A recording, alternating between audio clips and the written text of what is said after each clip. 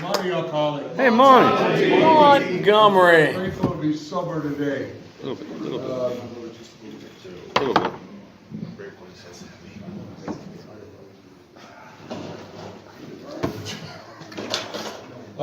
Doesn't want a cock in your face?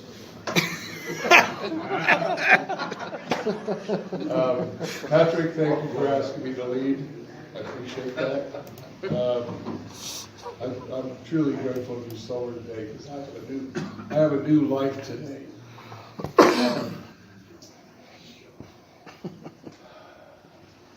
I don't know where the time went. I have no idea how I got so much sobriety. Next week I'll have a birthday. I'll take a cake here next Wednesday. I hope my son comes, which I is planning on coming. Give me a cake. It's special. You know, I'm an only child, born in Pasadena.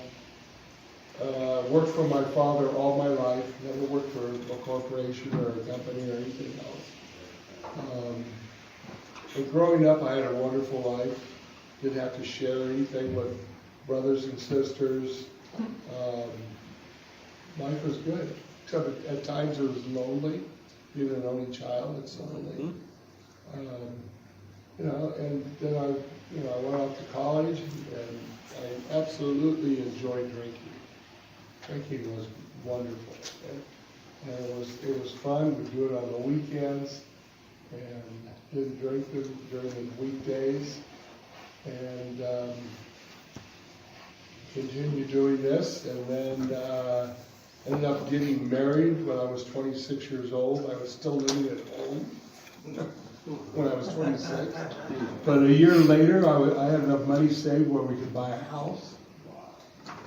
And the house I live in today, I bought that in 1975. I got married in 74. I got married to a wonderful woman that taught me a lot. Very independent woman that moved out of the house after high school, and she went and got a nursing degree, and then went up to the Bay Area and practiced nursing for a year, and then came back here, worked for county forever. Totally different type of person that, you know, I really feel that men and women, they marry their opposites. And, you know, if I'm full of anger and I marry a woman that's full of anger, it's not going to work out. So anyway, I loved her dearly. We drank, we partied, we traveled. We didn't have a child until 9 years after we were married. She was 34, I was 35. And once Blake came along, I continued doing booze and drugs. My drug of choice, beside alcohol, is cocaine. And I love cocaine. And I continued doing cocaine and not thinking, I didn't think my wife knew I was using drugs. You know, I was that naive about it. But on the other hand, the drugs get you so numbed up here that you can't think clearly anyway. You don't know how you're doing. And after a number of years, you know, probably 10 years of that, you know, in the 90s, my mom died in 95, and I was miserable. I had to get high in order to go to my mother's funeral to deal with that pain. You know, between the booze and the cocaine, it stopped working. I wake up every day and say, I guaranteed I'm not going to do it. I don't want to do it. And I end up doing it. And at the end of the night, I'm not going to do it tomorrow. Absolutely not. And I couldn't understand why I didn't have any willpower. I truly believe this alcohol and drugs are an addiction. It's a disease. And you know, once you take that first hit or once you have that first drink, it's on. So my wife and I were hardly talking. From 95, I got sober in 97. Those were 2 dark years. Not talking, I would come home. We both worked at the same building because I operated my business out of the back, and my wife had to, she quit nursing because her boss decided to go to Cedars and she didn't want to drive to Beverly Hills anymore. So she quit nursing and she went to work. I ended up buying a franchise, a packaging store, it was called Have It With Care Packaging Store. My wife ran the packaging store and I helped her. And you know, I stayed there late at my office, so I wouldn't have to go home and face her and face Blake. It was absolutely miserable. I'd go home and I'd drink in my garage. That was my favorite place to drink, in the garage, and I'd go swimming or jump in the jacuzzi, you know, down here. And you know, it's anyway. A friend of mine called me up one Sunday and said, "It's my birthday, I want to just go down and play golf." So she comes over and you know, he also said, "I want to show you my new car, I bought a new car." So we go, I get in the car, we go down and play golf. And I come home, and there were 15 of my closest friends in my living room. And I walked in the front door, and I knew why they were there. Like I knew there was something was up. And after 2.5 hours of a lot of emotions and crying and all that crap, I still was going through. My wife was the last one to talk to me that day. My son wasn't there. He was like 10 or 11 or 12 or something. And she was the last one to talk to me. I said, "I'll go in tomorrow." It was always tomorrow. And not realizing my bags were already packed. And when this intervention was over with, I was off in a car to go down to Hoag Hospital. Why Hoag Hospital? Because she wanted to get me away from my Pasadena friends. You know, all my friends that drank and used. Anyway, I was off to Hoag Hospital. That was the first time I was introduced to this program, the 12 steps, everything. It was all new to me. I didn't get out of bed for 3 days. I was worn out. Then I got out of bed, and after the 3rd day, started it. I was eating. I got down to 168 pounds. After 3 weeks of that, I felt good. I was in there for a month. And the last week of the treatment rehab program was family week, where my wife and my son would come down. And they put 2 chairs in the middle of a room and had people all the way around in a circle, and then you have to go out in the middle of the room and look at each other and go through your amends. I did that. I was doing things in rehab that I'm not normally used to. I didn't want to ever get up and talk in front of people like this and get up and talk. I never did that in high school. It scared the shit out of me for public speaking. Today, it doesn't bother me.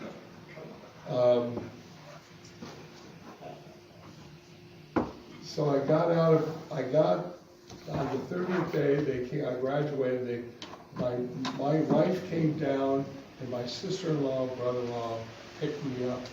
When I left that hospital and was walking out back to the car, the committee between my ears was saying, "It's okay to go out and have a drink." It was that quick. As soon as I left that environment, it was okay. I lasted 9 more days. I had 39 days of sobriety. My problem was, I should have, when I got out of rehab, I should have gone into a sober living house, but I didn't. So on my 39th day, I got up, and I was in the shower doing cocaine, and my wife came walking in, and she moved the shampoo bottle. There was a vial of cocaine behind the shampoo bottle, and she said, "Get dressed, I want to talk to you." And I got kicked out of the house for 2 years. I lived in a little 800 square foot house in Arcadia, which I called it the penalty box. It truly was a penalty box. And this was in November. I got sober 3 days before Sylvia and I's anniversary and her birthday. I had to do something, but really I was crying out way before that, but I needed that. I needed help, but I didn't ask for it or reach out for it. I'm the type of guy, I can walk around a swimming pool, but I need to be shoved in. And that's what happened that day. It shoved me in. And when I got kicked out of the house, I got shoved in the pool again. And that was in November. Thanksgiving comes around, can I come home? No. Christmas comes in, holidays come around, no. We don't want you home. This went on for 2 years. And I thought she was going to divorce me. Thank God today she didn't. My wife saved my life. And so after 2 years, I got back into the house. It took me probably another year, probably took me 3 years to pay back my credit card debts, all of the money that I wasted on drugs and alcohol. And I wasted a lot of money. And I spent a lot of money on cocaine. And that was always one of her questions. Well, Monty, how much did you spend? And I could never tell her. And I didn't know either. Anyway, it was 6 figures. It was 6 figures.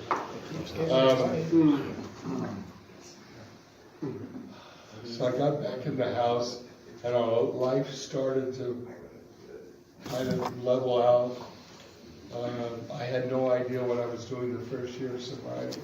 Scared, I didn't think I could stay sober for what the first year, 365 days, I didn't think I could make it. I did it. Second year I started working on steps. Second year I started believing in a higher power. When I went out, I had 3 months. I had 3 months that I was going, I was still using. And I couldn't figure out why I couldn't stay sober in those 3 months, because I got out of the hospital in August, and then I got sober in November. And you know what? I wasn't reaching out to my higher power. I wasn't reaching out to God to ask Him to be in my life and to point me in the right direction of life, and help me each day to stay sober. And so I started changing everything. I started to stop going to speaker meetings. I started to go to men's Stag meetings, participations. I went to a big book study, and I went to a 12 and 12 meeting, which I still go today. I go up Tuesday night to the Monks of Drugs. This meeting here, it's been in 3 different locations. I went to the meeting, so was Tom there, at Los Encinas. It was great. It was in the back. The room was below the parking lot, the inside parking lot, below the parking lot, and we had some wonderful meetings. And this one guy, I forgot his name, he used to come in, a young kid, and share with me, and we would, I don't know who I was, I think I was sitting next to Nick, and we were making bets how many times he used the F word when he shared. And one night it was like 36 times. I think he moved to Las Vegas. I can't remember his name. Anyway, it's not important. Now I'm stuck thinking about it. We get, at times our language gets a little rough, but you know something? Sometimes you have to use that rough language to get your point across.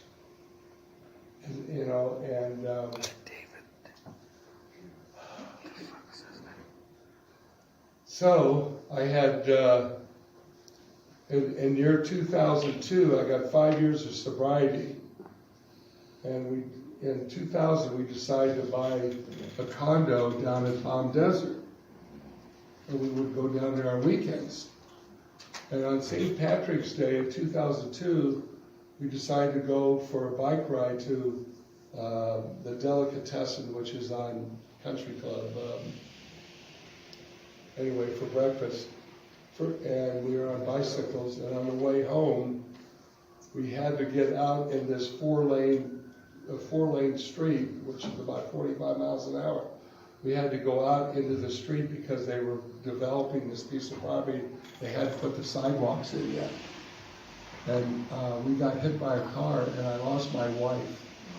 We both went to 2 different hospitals, and my wife did not make it. In that same year, my father died. 3 months later, and then my father-in-law died at the end of the month. I had 3 deaths in 1 year. I didn't drink over it. I knew that was not the answer. And if you would have asked my friends after Sylvia died, some of my drinking friends after, was Monty going to stay sober or not? They probably bet I wouldn't stay sober. That's, that's how they thought. And I surprised them.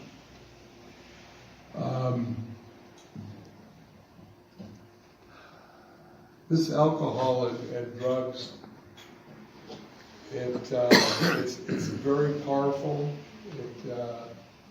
It ruins lives. It can take everything that you earn away from you. And I never want to forget that. The day I wake up, no matter what, I don't drink today. No matter what. That's the hard part. And I'm grateful for everything I have today, and I'm grateful for all the things I don't have. That keeps me balanced, keeps my ego down. I do service work, and by doing service work, it keeps my ego down. Because I'm not sitting there at home thinking about myself. I fight with my ego. I fight myself with my character defects. And I'm not perfect today. I still got character defects. I'm working on right now my tone of voice. My son, my wife, and another friend in the program says, "Why do you speak that way to like a waitress that comes up, or someone that at the market? Why do you speak that way? And that tone of voice, I need to calm down and be more polite and speak politely, because I am grateful. How can I speak? How can I have a chip on my shoulder and be so ungrateful?" So I'm working on that. I always am working on patience,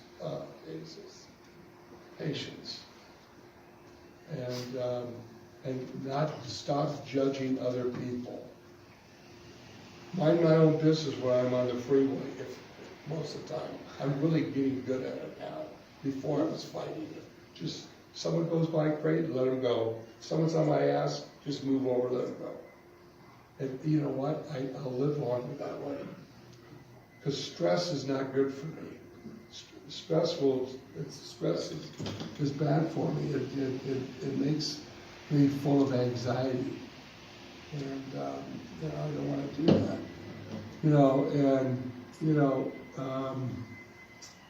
What else do I need to talk about? How much time do I have? Whatever you want. Okay. One of the rewards that I've received in this program is my son is sober. He's got 9 years of sobriety. That's a big thing for me, because 9 years ago, maybe 10 years ago, he was working for me part-time on the parking lots, and I came down when they were just ready to leave to go home, and I said to Blake, I got a container, I want you to go pee in it. He says, I won't. I said, you're fired. Get off the parking lot. I had it with him.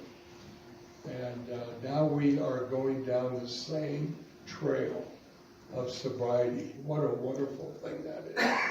I know a lot of you guys got either sons or daughters, either they're in the program or not, and some of you wish they were, and other ones are happy because they are in the program. It is a wonderful feeling.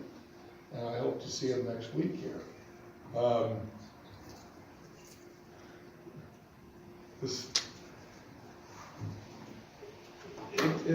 Today is, I'll wind up with this. Today is not Monty worried about drinking and picking up and, you know, going and drinking.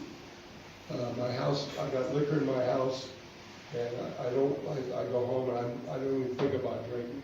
Today, I need to learn how to live sober and how to deal with life on life's terms and be handled with dignity, you know, and, you know, I'm constantly working every day on my defects because they're always popping up.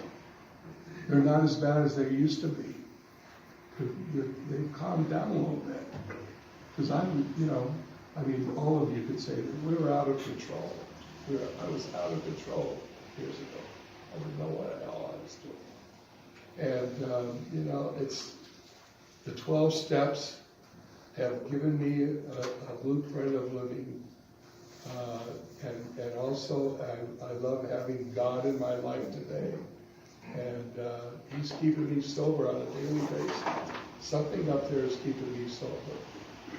And I thank him every day that he's in my life. It's wonderful to have a relationship with God again, because I didn't have it growing up. I was bar mitzvah when I was age 13, and I left the temple and never came back. And now I have God in my life, and it's wonderful. It is absolutely wonderful. I like who I am today. I can look at myself in the mirror and smile. I couldn't before. When I lived in the penalty box, I had a sign up there on the mirror. You're the problem. You're the problem. That's true. And you know, I don't know. It's just, I wouldn't give up this new life for anything. I really wouldn't. And I owe it all to AA and the fellowship. If I couldn't stay sober by myself, I tried and tried and tried. I need you guys. I need the fellowship to keep me sober. Anyway, thank you for listening to me. Right on, Monty.